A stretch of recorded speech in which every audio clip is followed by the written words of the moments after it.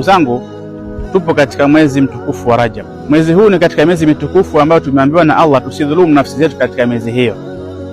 Sasa kikubwa zaidi katika mwezi huu ndio ule mwezi ambao Mtume sallallahu alichukuliwa na malaika Jibril, alikwenda mpaka katika mbingu ya 7 akakabidhiwa zile swala 5 ambazo ni salawatul khams.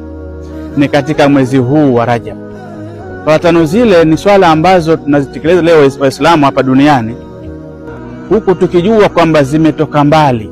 Kwa hiyo ndugu zangu, na wahusia nyinyi na pamoja mimi mwenyewe kwamba tumche Allah katika huu mwezi mtukufu wa Rajab.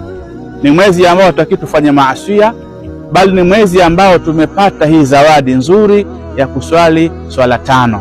Lakini pia ni mwezi ambao Mtume alionyesha mambo mengi kwamba kuna tukaingia motoni kwa sababu 1, 2, 3 na kuna tukaingia peponi kwa sababu ya 1, 2, 3. Kwa hiyo Allah tumekomba utuwafikishe katika watu ambao wenye kusikia maneno na kufuata yaliyokuwa mazuri.